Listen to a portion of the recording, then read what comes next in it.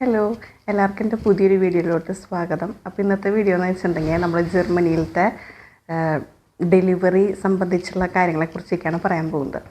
ഇപ്പോൾ എൻ്റെ മുന്നത്തെ വീഡിയോയിലൊക്കെ കണ്ടിട്ടുണ്ടായിരിക്കും, ഞാൻ ഓൾറെഡി പറഞ്ഞിട്ടുണ്ട് ഞാൻ പ്രഗ്നൻ്റ് ആണ്. അപ്പോൾ ഇപ്പോൾ ഞാൻ ഹോസ്പിറ്റലിൽ അഡ്മിറ്റായി. ഇവരൊന്നുമില്ല, ഞാൻ ഒറ്റയ്ക്കാണ് കേട്ടോ. കാരണം ഇവിടെ നമ്മുടെ കുട്ടികളെ ഇവിടെ ഇവർ കയറ്റില്ല. എത്രയോ വയസ്സിന് താഴെയുള്ള പിള്ളേരാണ് ഇവർ നമ്മുടെ റൂമിൽ നമ്മുടെ കൂടെ നിർത്തില്ല എന്നാണ് പറഞ്ഞത്. അതുകൊണ്ട് ഞാനവിടെ ഒറ്റയ്ക്കാണ് അഡ്മിറ്റ് ആയിരിക്കുന്നത്. പിന്നെ എനിക്ക് ഓൾറെഡി ചെറുതായിട്ട് കൺട്രാക്ഷൻസ് ഒക്കെ സ്റ്റാർട്ട് ചെയ്ത കാരണം പിന്നെ ഡ്യൂ ഡേറ്റ് ഓൾറെഡി എൻ്റെ കഴിഞ്ഞു. ഡ്യൂ ഡേറ്റ് കഴിഞ്ഞിട്ട് 3 ദിവസമായി. അപ്പോൾ എന്നോട് അവർ പറഞ്ഞു അഡ്മിറ്റ് ആവണമെന്ന് പറഞ്ഞു. പിന്നെ നാളെ അവർ ഇൻഡ്യൂസ് ചെയ്യാൻ സ്റ്റാർട്ട് ചെയ്യുമെന്നാണ് പറഞ്ഞത്. അപ്പോൾ ഇതാണ് റൂമിൽ ഇവിടെ ഒരു പേഷ്യൻ്റ് കൂടി ഉണ്ട്. പക്ഷേ പുതിയ പേഷ്യൻ്റ് ഒന്നും വന്നിട്ടില്ല. അപ്പോൾ ഈ ഒരു റൂമിൽ ഞാൻ മാത്രമായിരിക്കും. പിന്നെ ഇവിടെ നമുക്ക് TV ഉണ്ട്. പിന്നെ അതിൻ്റെ ബാക്കിൽ കുട്ടിയുടെ ഡൈപ്പറും കാര്യങ്ങളൊക്കെ മാറ്റാനായിട്ടുള്ള ഒരിതുണ്ട്. പിന്നെ കബേർഡ് ഉണ്ട് നമ്മുടെ ഐറ്റംസൊക്കെ വെക്കാനായിട്ട്. പിന്നെ ഇവിടെ നമുക്ക് ടോയ്ലറ്റ് ഉണ്ട്, ബാത്റൂമുണ്ട്. ഇങ്ങനത്തെ കുറച്ച് സെറ്റപ്പൊക്കെ ഉണ്ട് ഇവിടെ. കണ്ട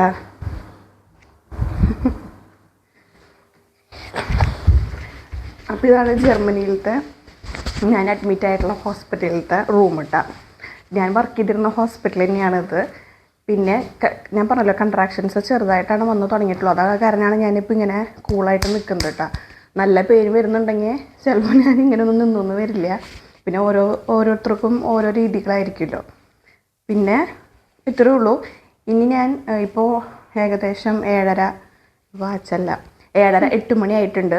അപ്പോൾ ഞാനിനി 9 മണിയാകുമ്പോൾ വീണ്ടും സ്കാനിങ്ങിന് ചെല്ലും. അത് കഴിഞ്ഞിട്ട് പിന്നെ എന്നോട് കിടന്ന് ഉറങ്ങിക്കോളാനാണ് പറഞ്ഞിരിക്കുന്നത്. നാളെയാണ് അവർ പരിപാടികൾ തുടങ്ങാൻ പോകുന്നത്. അപ്പം നാളെയാണ് അവർ ശരിക്കും കലാപരിപാടികൾ തുടങ്ങാൻ പോകുന്നത്. അപ്പോൾ അറിഞ്ഞൂടെ എന്താവും എന്നുള്ളത്. പേടിയൊന്നുമില്ലേ, ചെറിയൊരു ഭയം. അപ്പോൾ ഇന്നലെയാണ് അഡ്മിറ്റ് ആയതിന് ശേഷമുള്ള 1ാമത്തെ ദിവസമാണ് ഇന്ന്. അപ്പോൾ ഇന്നലെ ഞാൻ ഈവനിങ് ആണ് കേട്ടോ അഡ്മിറ്റ് ആയത്. ഇന്നലെ ഈവനിങ് അഡ്മിറ്റ് ആയ കാരണം ഇവർ പറഞ്ഞത് ഈവനിങ്ങിൽ ലേബർ ഇൻഡ്യൂസ് ചെയ്യേണ്ട ആവശ്യമില്ല, നമുക്ക് നാളെ മോർണിംഗ് ഫ്രഷ് ആയിട്ട് സ്റ്റാർട്ട് ചെയ്യാമെന്നാണ് പറഞ്ഞത്. കാരണം ഈവനിങ് ഇപ്പോൾ ഒരു മരുന്ന് വെച്ച് കഴിഞ്ഞിട്ടുണ്ടെങ്കിൽ ആ നൈറ്റ് ഫുള്ള് അത് ചിലപ്പോൾ എനിക്ക് വേദന എടുത്ത് എനിക്ക് മര്യാദയ്ക്ക് ഉറങ്ങാൻ പറ്റില്ല, റെസ്റ്റ് കിട്ടില്ല. അപ്പോൾ അതെൻ്റെ ബോഡീനെ ടയേർഡാക്കും. അത് കാരണം മോർണിംഗ് ഫ്രഷ് ആയിട്ട് തുടങ്ങാമെന്ന് പറഞ്ഞിട്ട് ഇന്ന് രാവിലെയാണ് ഇവർ ഇൻഡ്യൂസ് ചെയ്യുന്നത് സ്റ്റാർട്ട് ചെയ്തത്. പിന്നെ എൻ്റെ ആദ്യത്തെ സിസേറിയൻ ആയിരുന്നു. അപ്പോൾ അതുകൊണ്ട് തന്നെ ഒരു സ്ട്രോങ് ആയിട്ടുള്ള ഇൻഡ്യൂസ് അല്ല ചെയ്യുന്നത്, ജസ്റ്റ് ഡോസ് കുറവായിട്ടുള്ള മരുന്നുകളാണ് തരണേ എന്നാണ് പറഞ്ഞത്. അപ്പോൾ ആദ്യത്തെ ഒരു ഡോസ് എനിക്ക് രാവിലെ കിട്ടി, സ്കാനിങ് കഴിഞ്ഞു. പിന്നെ ഉച്ചയ്ക്ക് വീണ്ടും ഞാൻ സ്കാനിങ്ങിന് പോയി. ഇനി അടുത്ത സ്കാനിങ് പിന്നെ അടുത്ത ഡോസും അവർ തരാൻ പോകുന്നത് ഈവനിങ് ആണ് കേട്ടോ.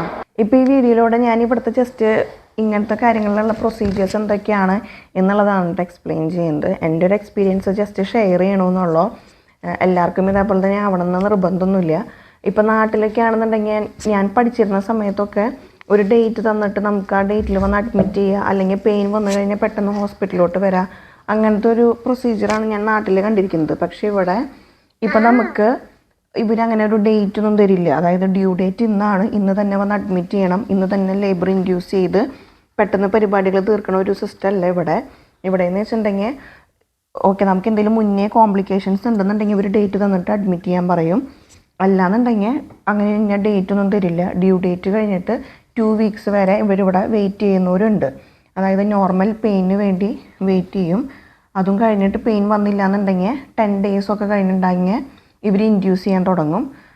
ഇൻഡ്യൂസ് ചെയ്തിട്ടും ഇപ്പം നോർമൽ ഡെലിവറി നടക്കണില്ല എന്നുണ്ടെങ്കിലാണ് ഇവർ സിസേറിയനിലോട്ട് പോവുള്ളൂ. പിന്നെ എൻ്റെ ആദ്യത്തെ കേസിലും അങ്ങനെ തന്നെയായിരുന്നു സംഭവിച്ചത്.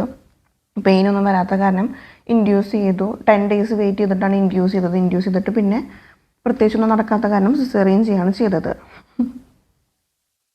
അപ്പോൾ ഇങ്ങനെയാണ് ഇവിടുത്തെ ഒരു സിസ്റ്റം. നാട്ടിലത്തെ വെച്ച് നോക്കുമ്പോൾ എനിക്ക് തോന്നുന്ന കുറച്ച് വ്യത്യാസങ്ങളൊക്കെ ഉണ്ട്. പിന്നെ ഇവിടെ എല്ലാം ഭയങ്കര സിസ്റ്റമാറ്റിക്കായിട്ട് ഭയങ്കര പ്രൊഫഷണലായിട്ടാണ് ഇവർ ചെയ്യുള്ളൂ. നല്ലതാണ് ഒരു ഭാഗത്ത് നോക്കുമ്പോൾ. വേറൊരു ഭാഗത്ത് നോക്കുമ്പോൾ ഇത് അത്രയ്ക്കും വേണോ എന്ന് നമുക്ക് ചിലപ്പോൾ തോന്നിപ്പോവും. ഇവിടെ എന്ന് വെച്ചിട്ടുണ്ടെങ്കിൽ നമ്മൾ ഡ്യൂ ഡേറ്റ് വരെ നമുക്കൊരു ക്ലിനിക്ക് ഉണ്ടായിരിക്കും. നമ്മൾ ക്ലിനിക്കിൽ ഗൈനക്കോളജിസ്റ്റിൻ്റെ അടുത്തായിരിക്കും പോവുക, ഹോസ്പിറ്റലിലോട്ടല്ല നമ്മൾ വരുന്നത്. ഡ്യൂ ഡേറ്റ് കഴിഞ്ഞതിന് ശേഷമായിരിക്കും പിന്നെ നമ്മൾ എവിടെയാണോ രജിസ്റ്റർ ചെയ്തിട്ടുള്ളത് ആ ഹോസ്പിറ്റലിലോട്ട് നമ്മൾ ബാക്കിയുള്ള ചെക്കപ്പിനായിട്ട് പോകുന്നത്. അതായത് ഡ്യൂ ഡേറ്റ് കഴിഞ്ഞിട്ടുള്ള ചെക്കപ്പിന് പിന്നെ നമ്മൾ രജിസ്റ്റർ ചെയ്തിട്ടുള്ള ഹോസ്പിറ്റലിലോട്ടാണ് വരേണ്ടത്.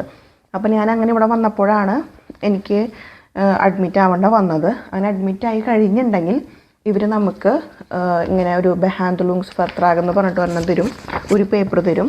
അതായത് ജസ്റ്റ് ഹോസ്പിറ്റലിലത്തെ കാര്യങ്ങളൊക്കെ റൂൾസും കാര്യങ്ങളൊക്കെ എഴുതിയിട്ടുള്ള ഒരു കോൺട്രാക്റ്റ്. അപ്പോൾ ഇതിൽ നമുക്ക് വായിച്ചിട്ട് നമ്മൾ സൈൻ ചെയ്ത് കൊടുക്കുക.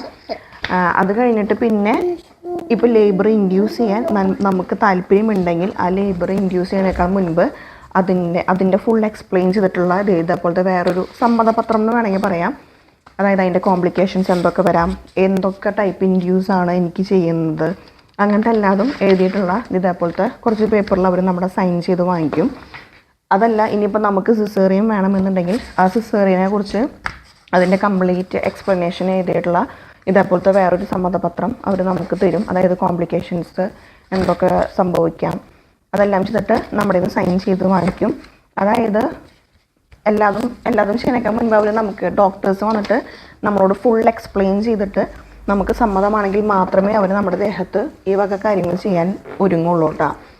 അതായത് ഇത്രയുള്ള കാര്യം, നമ്മുടെ ദേഹത്ത് എന്ത് ചെയ്യണം എന്നുള്ളത് നമുക്ക് തീരുമാനിക്കാം. ഡോക്ടർമാർ വന്നിട്ട് എന്ത് ചെയ്യണേക്കാൾ മുൻപും അതിൻ്റെ ഗുണങ്ങളും ദോഷങ്ങളും പറഞ്ഞു തരും. എന്നിട്ട് നിങ്ങൾക്ക് തീരുമാനിക്കാം എന്ന് പറഞ്ഞിട്ട് അവർ നമ്മളോട് ഡിസിഷൻ ചോദിക്കും. അത്രയേ ഉള്ളൂ. നമ്മൾ സ്വന്തമായിട്ട് ആലോചിച്ച് തീരുമാനിക്കണം കാര്യങ്ങൾ. പിന്നെ ഇവിടെ നമുക്ക് ഇങ്ങനെ ഹോസ്പിറ്റലിൽ അഡ്മിറ്റ് ആകുമ്പോൾ നമ്മുടെ നാട്ടിലത്തെ പോലെ ഒരു ഫാമിലി മെമ്പർ, അതായത് ഇപ്പോൾ നമ്മുടെ കൂടെ നിൽക്കാൻ ആരെങ്കിലും ഉണ്ട് എന്നുണ്ടെങ്കിൽ അവർക്ക് നമ്മളുടെ കൂടെ നിൽക്കാം. അപ്പോൾ അതിന് ഇതേപോലത്തെ ഒരു റൂമായിരിക്കും. ആ റൂമിൽ 2 ബെഡ് ഉണ്ടായിരിക്കും. അപ്പോൾ അപ്പുറത്തെ ബെഡിൽ നമ്മുടെ ബൈസ്റ്റാൻഡർ, നമ്മുടെ കൂടെ ആരോ നിൽക്കണ അവർക്ക് നിൽക്കാം. അതല്ല നമ്മുടെ കൂടെ ആരും നിൽക്കാനില്ല, നമുക്ക് ഒറ്റയ്ക്കാണ് നിൽക്കണമെന്നുണ്ടെങ്കിൽ ഇതേപോലത്തെ ഒരു റൂമിൽ ഞാനിപ്പോൾ അവിടെ കിടക്കുന്നു, ഇപ്പുറത്തെ ബെഡിൽ വേറൊരു പേഷ്യൻ്റ് വന്ന് കിടക്കും. അങ്ങനെയാണ് കേട്ടോ. നമ്മുടെ നാട്ടിലത്തെ പോലെ ഒരു റൂം എടുത്തു കഴിഞ്ഞിട്ടുണ്ടെങ്കിൽ ആ റൂമിൽ ബൈസ്റ്റാൻഡർ ബെഡ് വേറെ എക്സ്ട്രാ അങ്ങനെയൊന്നുമില്ല.